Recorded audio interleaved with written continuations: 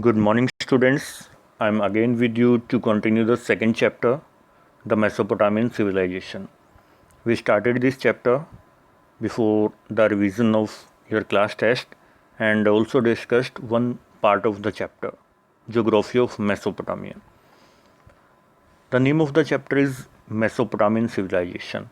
I told you in the previous video, this civilization is world's oldest known civilization. World की आज तक जितनी भी सिविलाइजेशंस नोन हैं, Mesopotamian civilisation is the oldest. Mesopotamian civilisation, what is the literal meaning of Mesopotamia? Between two rivers. Generally ये 1 mark का question आता है. What is the meaning of Mesopotamia? Between two rivers. And which were the two rivers? Tigris and Euphrates.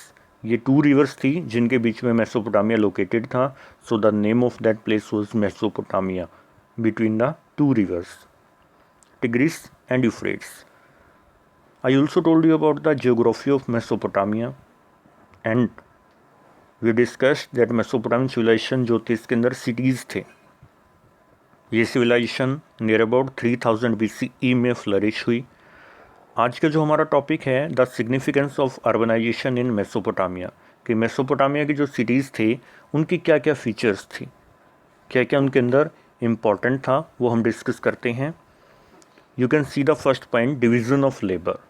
Mesopotamian जो cities थे उनके अंदर division of labour था. Firstly I tell you what is city.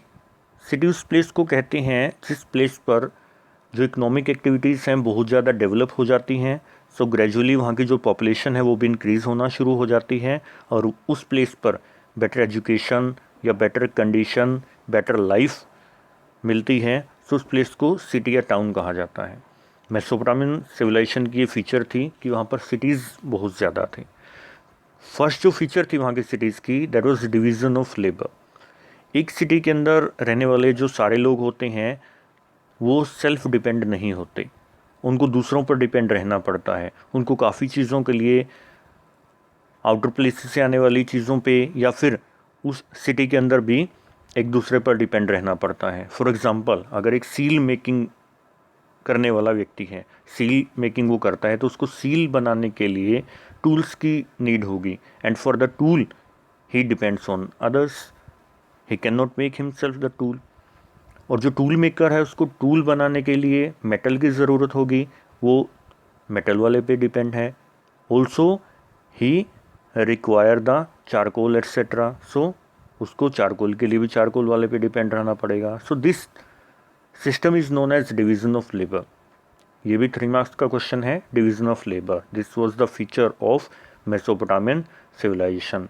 City के अंदर बाहर से जो चीज़ें आती हैं उनको स्टोर करने के लिए भी अरेंजमेंट होने चाहिए. So this is also a feature of cities. Second point, movement of goods into cities. If you talk about the Mesopotamian civilisation, Mesopotamian civilisation के अंदर जो फूड प्रोडक्ट थे, एग्रीकल्चर प्रोडक्ट थे, वो तो सफिशिएंट थे, बट काफ़ी चीज़ें ऐसी थी जो वहाँ पर लैक करती थी. फॉर एग्ज़ाम्पल, वहाँ पर ज्वेलरी मेकिंग के लिए या टूल मेकिंग के लिए मेटल सफिशिएंट नहीं थी.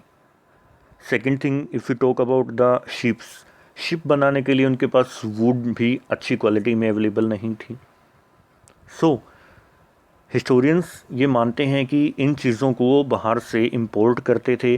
टर्की, ईरान एंड जो गुल्फ कंट्रीज़ हैं वहाँ से मेसोपोटामिया के जो पीपल थे इन चीज़ों को इंपोर्ट करते थे, वुड, मेटल या other things. And in return they gave the agriculture product to the countries.